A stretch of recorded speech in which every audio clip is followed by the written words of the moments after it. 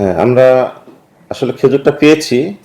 এই খেজুরটা সৌদি আরবের অর্থাৎ king Salman humanitarian aid and relief কর্তৃক প্রেরণ করা হয়েছে সৌদি আরব থেকে বাংলাদেশে। তা আমরা বগুড়া জেলাতে 291 কার্টুন খেজুর আমরা বরাদ্দ পেয়েছি এবং এই বরাদ্দটি আমরা যথারীতি নিয়ম অনুযায়ী আমরা আমাদের 12টি উপজেলায় বন্টন করেছি।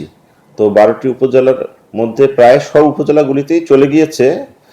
দুই দুই একটি উপজেলা বাকি আছে, তারা আজকে নিয়ে চলে যাবে।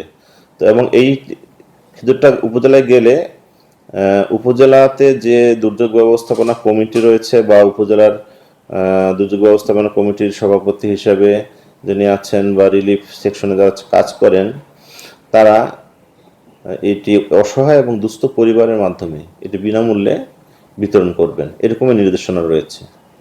এবং আমি আশা করি এটি সুষ্ঠুভাবে এবং সুন্দরভাবে বিতরণ হবে। আমরা সেভাবেই মাঠ পর্যায়ে আমরা নির্দেশনা দিয়েছি।